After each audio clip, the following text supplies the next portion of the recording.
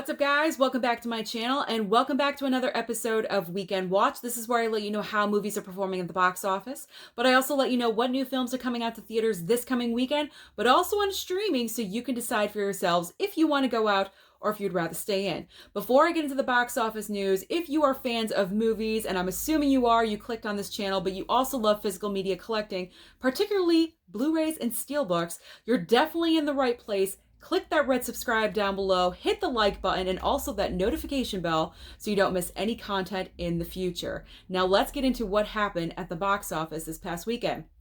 Candyman. Candyman was #1. I was not surprised by this. It was just expected because it really had no other competition, but it only made $22 million. Now, the industry is saying that this is a success. However, in my opinion, I expected a little bit more from Candyman for two reasons. Because it does have a cult following. This is kind of a reboot, remake. Is it a sequel? I'm not really sure what this is. But we have the original Candyman that does have the cult following. So I just assumed all of those people would be, going in droves to the movie theater to see Candyman, especially if you love the horror genre. And then also it's hitting the key demographic, which is younger males from 18 to 35, because they are not as scared to go to the movie theater as other people are. So only 22 million. I kind of expected a little bit more, possibly even 30 million, but that just did not happen. However, the industry is happy with the 22 million because I'm assuming because it's a horror film, their budgets are way lower than any other movie. And I think Candyman's budget was between 20 to 25 million. So they're right in the middle. After another week or two, they're going to surpass their budget and they're going to make all of their money back. So if they're happy with it, then I guess it's a good thing.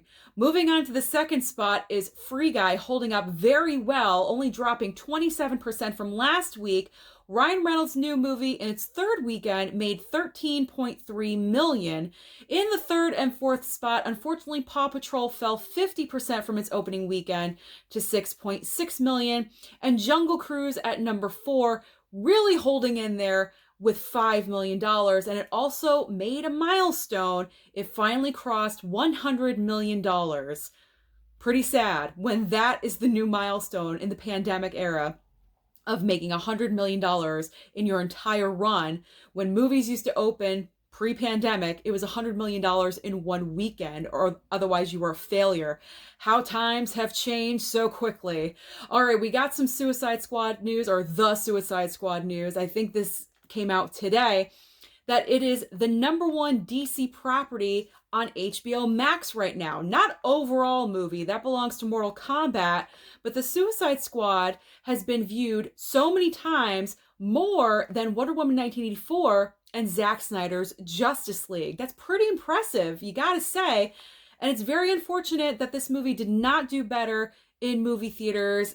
I really wanted to see what this film could do if it was theaters only, and unfortunately, we're just not going to know that information. But coming up new to the box office this coming weekend is the movie that I am so excited to see. I wasn't that excited about it until I started hearing about all the good reviews coming in, and that is Shang-Chi. Now, I'm a Marvel girl. You guys know this unless you're new to the channel. I am Team Marvel all the way, and I'm very looking forward to seeing what Shang-Chi is going to be able to do. What it does have in its favor is that it's a 4-day weekend. It's Labor Day weekend, so it has an extra day to make some money to roll it in. And then also it's fantastic reviews.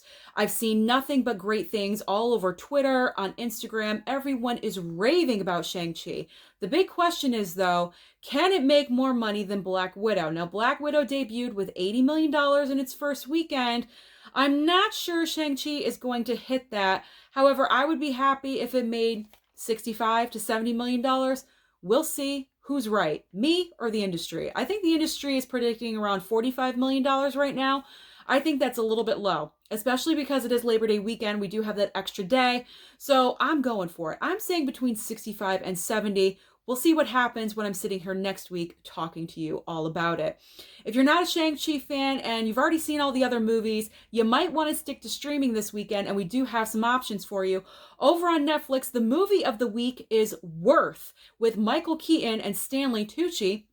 We also have Afterlife of the Party that debuts on Thursday.